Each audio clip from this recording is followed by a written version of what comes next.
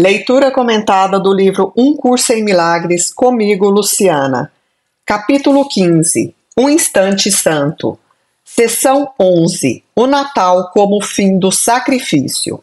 Não tenha medo de reconhecer que toda a ideia de sacrifício foi feita só por você e não busque segurança tentando te proteger do lugar onde essa ideia não está.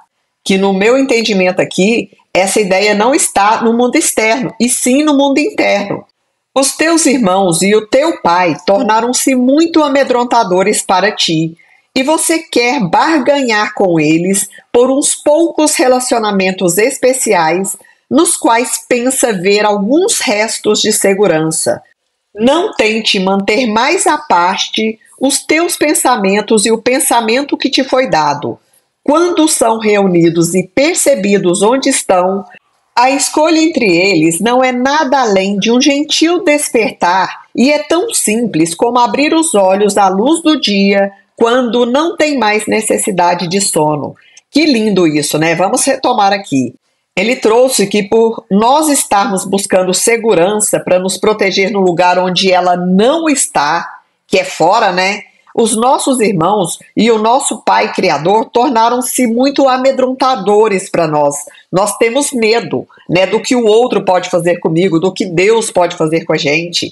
Então, essa busca da segurança externa, ela gera esse medo. Mas quando eu me volto para dentro de mim e eu me uno a toda a criação, aos meus irmãos e ao Criador, em essência, em consciência, aí sim eu estou protegido. Enquanto eu buscar fora essa segurança, eu vou estar assustado ou amedrontado, porque eu estou vendo somente a separação. Aí eu percebo pensamentos separados. E trouxe também que a gente quer fazer barganhas com uns poucos relacionamentos especiais que a gente escolhe e nos quais a gente pensa ver qualquer resto de segurança.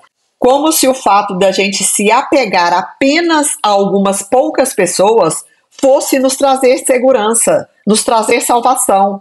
E ele pede aqui, não tente manter separados, à parte, os teus pensamentos e o pensamento que te foi dado. E pensamento que te foi dado está com letra maiúscula. O pensamento dessa grande consciência, dessa fonte criadora. Não podemos nos manter separados, porque nós estamos dentro da mente de Deus. Então, todos nós, unidos em consciência, estamos dentro dessa mente maior. Por isso ele falou que quando esses pensamentos são reunidos, os nossos pensamentos separados com o pensamento da mente de Deus, e percebidos onde realmente estão, aí sim, o que vai acontecer é um gentil despertar, é um gentil relembrar de quem somos, é um gentil retorno ao conhecimento que já está intrínseco em cada um de nós. E ele faz inclusive uma analogia que esse despertar será tão simples como o simples abrir de olhos à luz do dia. Ou seja, quando despertou, o dia clareou e nós abrimos os olhos e enxergamos a luz do dia. E não mais a gente tem necessidade de sono. E olha que interessante esse finalzinho da frase aqui. Não tem mais necessidade de sono. O sono de dormir, dormir não literalmente, de estar dormindo, estar vivenciando um mundo de ilusões. Por isso que ele enfatizou a importância de unirmos os nossos pensamentos separados aqui com essa grande mente, com o pensamento de Deus. Porque aí a gente sai do sono, do mundo de ilusões, do mundo de Maia, das ilusões de Maia. E a gente terá, então, retirado aquilo que já falou também numa leitura anterior, os véus de Maia, os véus que obscurecem a nossa visão da verdadeira realidade. O sinal do Natal é uma estrela, uma luz na escuridão. Não a veja fora de você, mas sim brilhando no céu interior e aceite-a como o sinal de que o tempo de Cristo veio. Ele vem sem nada exigir. Ele não pede nenhum sacrifício de ninguém. Na presença de Cristo, toda a ideia de sacrifício perde qualquer significado, pois ele é o anfitrião de Deus e você só precisa convidá-lo em quem já está presente, reconhecendo que o seu anfitrião é um só e nenhum pensamento alheio à sua unicidade pode habitar com ele. O amor tem que ser total para dar boas-vindas a ele, pois a presença da santidade cria a santidade que a cerca. Nenhum medo é capaz de afetar o anfitrião que embala Deus no tempo de Cristo, pois o anfitrião é tão santo quanto a perfeita inocência que ele protege e cujo poder o protege. Nossa, tem tanta interpretação aqui, vamos lá. Começando, ele disse que o sinal do Natal é uma estrela, o símbolo do Natal é uma estrela, uma luz na escuridão, ou seja, um brilho na escuridão. E no áudio anterior, ele trouxe ainda que o Natal é o símbolo do nascimento do Cristo, que nos remete à ideia de fazer nascer o Cristo em nós.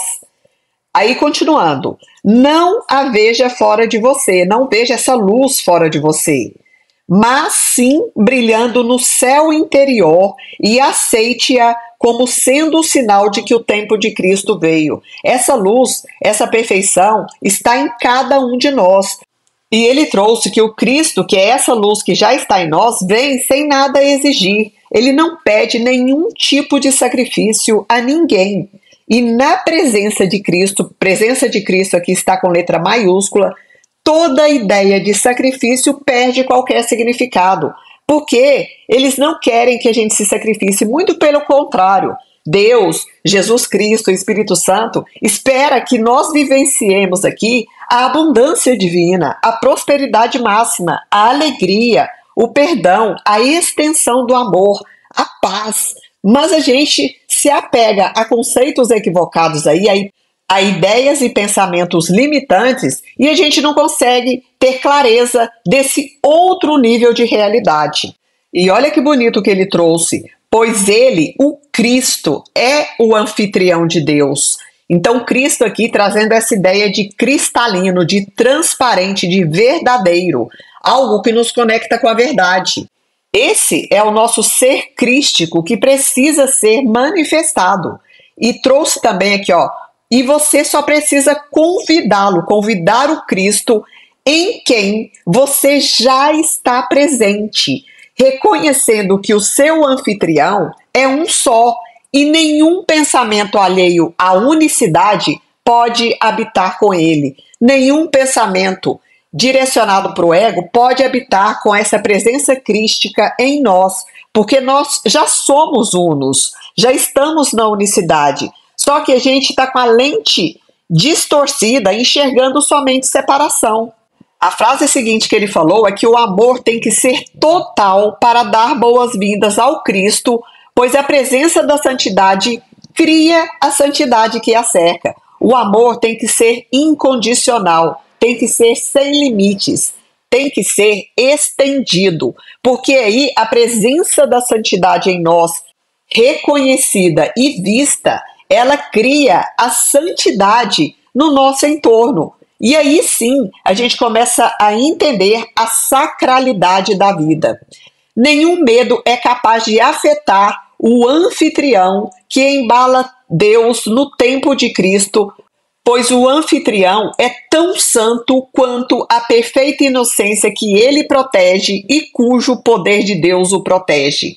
Que bonita essa frase. Nenhum medo é capaz de afetar, de se fazer presente na vida, no corpo e na mente daquele que se considera um anfitrião de Deus. Porque no tempo de Cristo, nesse tempo que a gente vivenciar essa consciência crística em nós, o anfitrião de Deus que somos cada um de nós é tão santo quanto a perfeita inocência que ele, que é o Cristo, protege e cujo poder de Deus o protege. Então, olha que escala linda, né? Nós somos protegidos na perfeita inocência e no amor do Cristo, que é protegido pelo amor de Deus, onde uma dimensão do amor incondicional, do amor divino, é estendido a todas as outras dimensões através do Cristo em nós. Neste Natal, dá ao Espírito Santo tudo o que iria te ferir. permita que você seja completamente curado, de modo que possa se unir a Ele na cura, se unir ao Espírito Santo, para festejarmos a nossa liberação juntos, liberando todas as pessoas conosco. Não deixe nada para trás, pois a liberação é total, e quando você a tiver aceito comigo, você a dará comigo. Sempre uma extensão, né? A gente recebe do Cristo e a gente estende para os nossos irmãos e para todas as nossas criações. Toda dor, todo sacrifício e toda pequenez desaparecerão em nosso relacionamento, que é tão inocente e tão poderoso quanto o nosso relacionamento com o nosso Pai. A dor nos será trazida e desaparecerá na nossa presença. E, sem dor, não pode haver sacrifício. E sem sacrifício, tem que haver somente amor. Que lindo! Olha o que ele trouxe. A dor, que são todos os nossos sofrimentos, ela será trazida, será vista, reconhecida. Por isso que ele falou aqui, ó, traga ao Espírito Santo tudo o que iria te ferir, tudo que te fere, tudo que te machuca, tudo que te causa angústia, medo, culpa, ressentimento, mágoa. Traga tudo para sua consciência e entregue conscientemente ao Espírito Santo, para que essa liberação total ocorra, e quando a gente tiver aceito essa liberação e o Cristo em nós, nós também daremos liberação, ajudaremos outros a se libertarem dos seus próprios aprisionamentos mentais e emocionais. Você que acredita que o sacrifício é amor, precisa aprender que o sacrifício é a separação do amor, pois o sacrifício traz culpa com tanta certeza quanto o amor traz paz. A culpa é a condição do sacrifício, assim como a paz é a condição para a conscientização do teu relacionamento com Deus.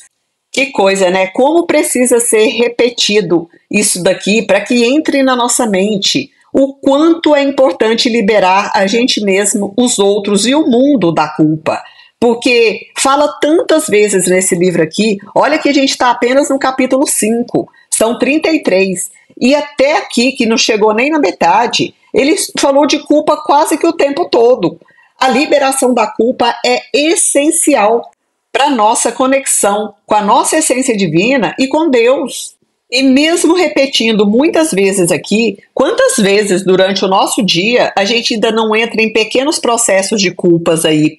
E é por isso também que a gente precisa estar muito vigilante, muito atento, como a nossa mente está direcionando os nossos pensamentos, para que lado a gente está indo, se é para o caminho do Espírito Santo ou se é para o caminho do ego. E sempre que a direção não for aquela que você sabe que é alinhada com algo maior, peça ajuda, chame o Espírito Santo, peça para ele ocupar a sua mente, te direcionar, reajustar os seus pensamentos, harmonizar o seu sentir. Através da culpa, você excluiu o seu pai e os teus irmãos de ti mesmo.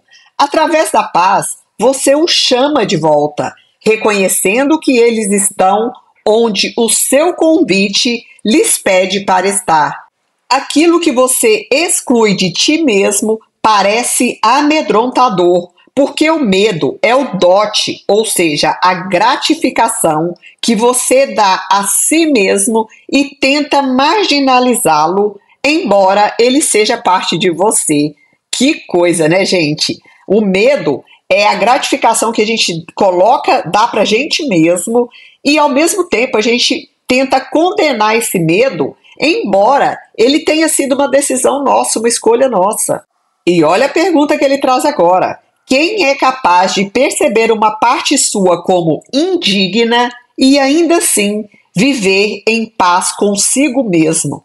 Então é esse o conflito interno que a gente vai vivenciando quando a gente não olha para isso.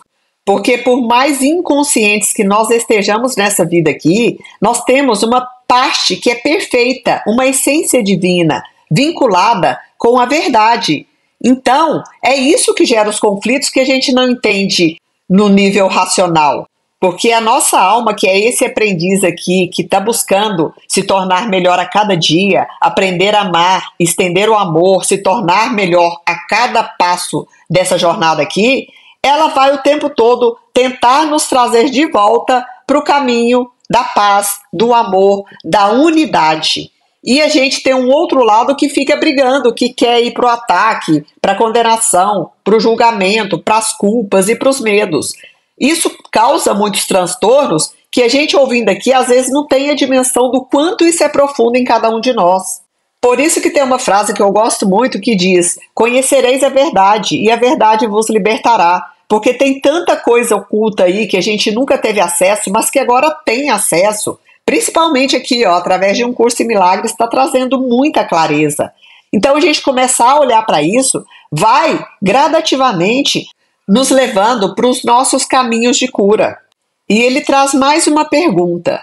E quem é capaz de tentar resolver o conflito do céu e do inferno dentro de si mesmo, rejeitando o céu e atribuindo a ele as características do inferno, sem vivenciar a si mesmo como incompleto e solitário? Olha só o que a gente acabou de trazer, né? Como pode, como é possível tentar resolver esse conflito entre o céu e o inferno dentro de nós mesmos, rejeitando o céu e atribuindo a esse estado de paz, de alegria, de amor, as qualidades do inferno, as características do inferno. Como é possível sem a gente acabar vivenciando a nós mesmos como incompletos e solitários?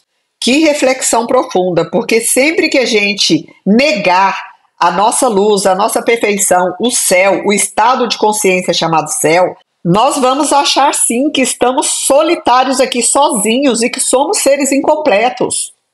E ele continua: enquanto perceber o corpo como a sua realidade, vai perceber a você mesmo como solitário e destituído do poder. E, enquanto isso durar, você também vai perceber a ti mesmo como vítima de sacrifício justificado em sacrificar a outros. Pois quem poderia deixar de lado o céu e o seu próprio Criador sem um sentido de sacrifício e de perda? E quem poderia sofrer sacrifício e perda sem tentar se restaurar? No entanto, como poderia realizar isso por si mesmo quando a base das tuas tentativas é a crença na realidade da privação, é a crença no ego? Como é que a gente pode sair do sacrifício, do sofrimento, do estado de que estamos perdendo alguma coisa, de inconsciência, de separação por nós mesmos? É impossível se nós estamos com a nossa mente baseada no sistema de pensamento do ego. Por isso que ele já falou muitas vezes que a gente deve entregar a condução da nossa mente para o Espírito Santo. Ele sabe o caminho, ele sabe as respostas, elas estão dentro da gente aqui. Eu entendo um pouco o Espírito Santo como a nossa essência divina, o nosso eu superior, aquilo que já habita em nós, aquela vozinha que nos traz através de sensações, intuições e pensamentos até, alguma informação que pode nos ajudar a fazer escolhas melhores. Então, por nós mesmos, sozinhos, nós não conseguimos. Precisamos sim de ajuda. E que bom que essa ajuda existe, né? Nós só precisamos pedir que ele nos ajude. A privação gera o ataque, sendo a crença em que o ataque é justificado. E enquanto manter a privação, a ideia de privação, né, de sacrifício, o ataque vem a ser a salvação e o sacrifício vem a ser amor. Olha o equívoco aí que a gente vive também. A gente acha que o ataque é salvação, que eu tenho que me proteger de tudo e de todos, porque senão vão me destruir nesse mundo aqui, nessa vida. E também a gente está atrelando a ideia de sacrifício a amor, só que não é. O sacrifício está atrelado ao medo e à culpa. E é assim que em toda a sua busca de amor, na verdade, busca o sacrifício e o acha. E, no entanto, não acha o amor. É impossível negar o que é o amor e ainda assim reconhecê-lo. O significado do amor está no que colocou fora de ti, e ele não tem nenhum significado à parte de você. Ou seja, o amor não tem nenhum significado à parte daquilo que nós somos. E eu vou trazer novamente aquela frase que eu amo: ensine só o amor, pois é isso que você é. Enquanto não estivermos estendendo o amor, nós iremos estar atrelando a ideia de sacrifício a esse amor doentio aqui, enganoso, que na verdade não é amor, né? Vou retomar novamente. O significado do amor está no que colocou fora de ti e ele não tem nenhum significado à parte de você.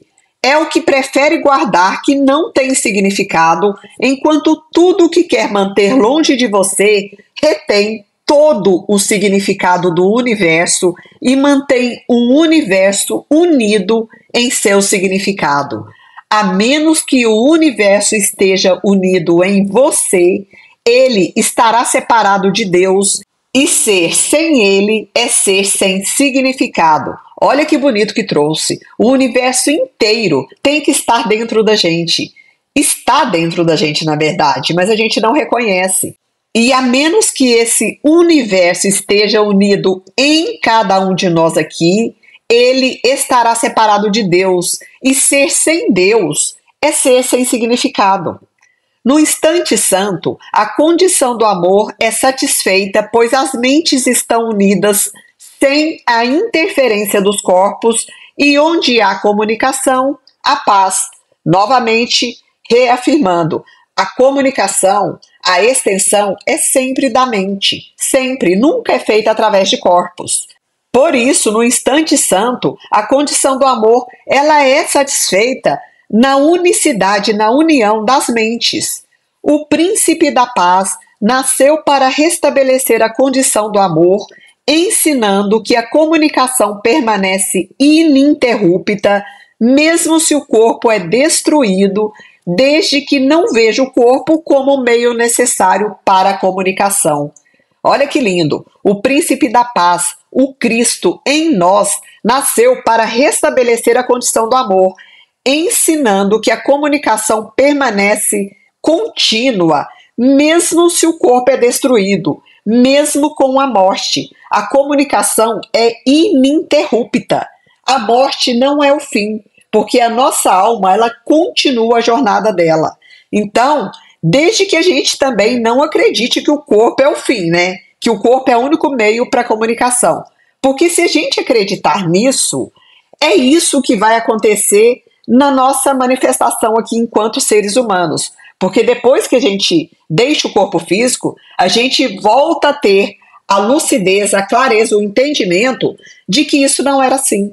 E ele continua dizendo aqui, ó, e se compreender essa lição, vai reconhecer que sacrificar o corpo não é sacrificar nada. E a comunicação, que tem que ser da mente, não pode ser sacrificada. Onde está, então, o sacrifício? Olha que pergunta, gente. Então, se a gente pensa que a gente está sacrificando alguma coisa aqui, se a gente trouxer lucidez, clareza para a nossa consciência, a gente vai ver que não sacrificou nada. E volta naquela ideia lá de que a gente não cometeu erro nenhum. Porque, inclusive, essa ideia de sacrifício é uma ilusão do ego também. Por isso que ele perguntou, onde está então o sacrifício? E Jesus nos fala aqui, ó, a lição que eu nasci para ensinar e ainda quero ensinar a todos os meus irmãos é que o sacrifício não está em parte alguma e o amor está em toda parte, pois a comunicação tudo abrange e na paz que ela restabelece, o amor vem por si mesmo. A comunicação aqui abrange tudo, por quê? Porque se Deus é a expressão máxima do amor incondicional e Deus está em tudo, em todos e age através de tudo em todos e ele permeia toda a nossa vida humana aqui, por isso a comunicação ela abrange tudo, não é cortada, a não ser pela nossa própria escolha, né, de não querer fazer conexão, de não reconhecer essa verdade. Não deixe nenhum desespero escurecer a alegria do Natal. Pois o tempo de Cristo não tem significado à margem da alegria. O tempo de Cristo não tem significado se a gente não está nesse estado de alegria, de entendimento, de gratidão. Gente, é muito bonito isso daqui. Vamos nos unir na celebração da paz, sem pedir sacrifício algum, de pessoa alguma, pois assim você me oferece o amor que eu te ofereço. O que pode trazer mais alegria do que perceber que não estamos privados de nada? Que pergunta, né? Não estamos privados de nada. A nossa privação, ela é, antes de tudo, mental. Ela que nos impede de entender que não estamos privados de nada. E vou trazer agora também uma outra fala aqui do livro Um Curso em Milagres que diz que nós já temos tudo e somos tudo. E a gente só não acessa essa abundância porque estamos com inúmeras barreiras nos limitando na nossa própria mente. Vou repetir a pergunta aqui só para contextualizar. O que pode trazer mais alegria do que perceber que não estamos privados de nada?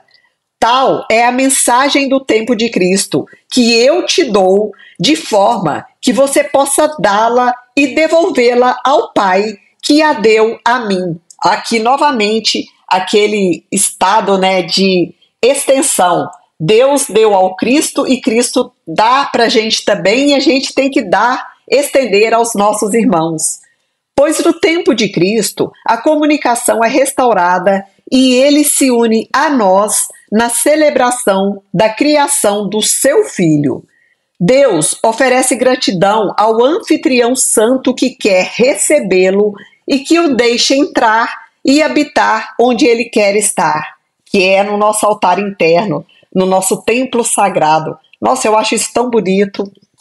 E pelas tuas boas-vindas, pelas nossas boas-vindas ao Pai, ele também te dá boas-vindas em si mesmo, ou seja, nele, pois o que está contido em você, que lhe dá as boas-vindas, é devolvido a ele. E nós apenas celebramos a sua integridade, a integridade de Deus, quando damos boas-vindas a ele em nós mesmos. Então, a unidade, a integridade, a unicidade ocorre dentro da gente quando a gente dá boas-vindas, quando a gente se torna um anfitrião de Deus. Aqueles que percebem o Pai são um com ele, sendo anfitriões para com aquele que os criou. E por permitir que ele entre, a lembrança do Pai entra com ele e, com ele, aqueles que o recebem se lembram do único relacionamento que jamais tiveram e jamais querem ter. Esse é o tempo em que logo um novo ano nascerá do tempo de Cristo. Eu tenho fé perfeita em você, no sentido de que fará tudo o que quer realizar. Nada estará faltando, e você fará com que seja completo e não destruirá.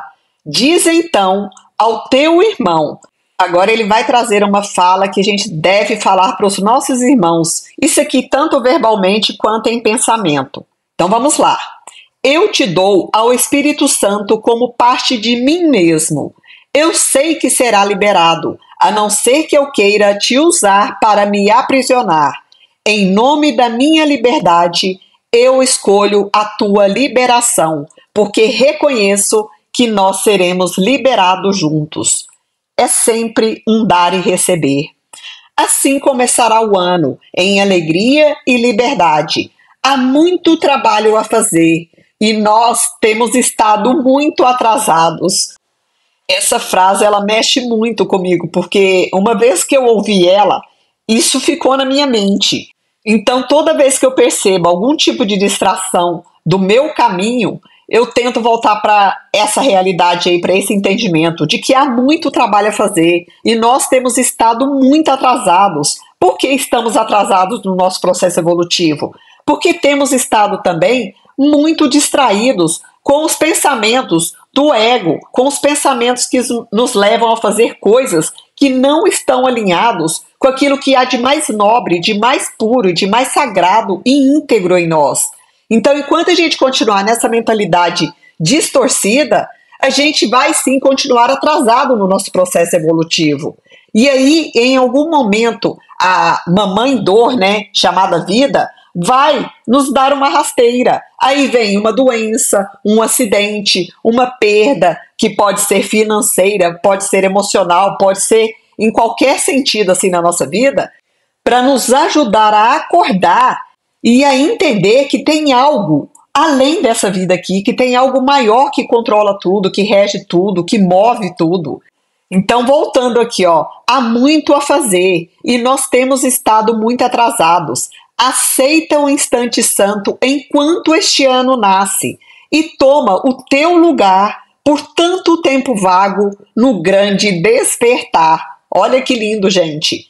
Nós precisamos despertar, entender a realidade por trás desse mundo ilusório aqui, para poder fazer aquilo que a gente se propôs a fazer aqui nessa vida. E não perder esse tempo todo aqui de manifestação, distraídos e esquecidos de quem nós somos e de quais são os propósitos que a gente se propôs realizar nessa vida. Faça com que este ano seja diferente, fazendo com que tudo seja o mesmo. Lembrando que tudo é ilusão, fazendo com que tudo seja o mesmo. Isso aqui é apenas um cenário, gente. Nós não podemos nos apegar em questões dessa vida humana, porque o nosso ser espiritual é muito mais amplo e mais abrangente do que o nosso ser humano aqui manifestado, limitado. E quando ele traz que a gente deveria fazer com que este ano seja diferente, eu acho que este momento que começa o ano que ele fala, é qualquer instante que a gente tome essa decisão. Não tem que esperar um início de ano, um final de ano para as coisas acontecerem, não. A tomada de consciência deveria ser agora. E ele continua: permita que todos os seus relacionamentos sejam santificados para você. Essa é a nossa vontade. Amém. Que lindo, termina com a palavra amém. Que a gente permita que todos os relacionamentos ditos especiais se tornem relacionamentos santos, sejam transformados através dessa voz que fala por Deus, que é o Espírito Santo. E com isso também que a gente estenda essa santidade para todos os relacionamentos que a gente precisa estender. Que lindo! E só fazendo uma correção aqui, antes de terminar esse áudio, que próximo ao minuto 12:30, eu disse que nós estamos no capítulo 5. Na verdade, estamos no capítulo 15 de 33.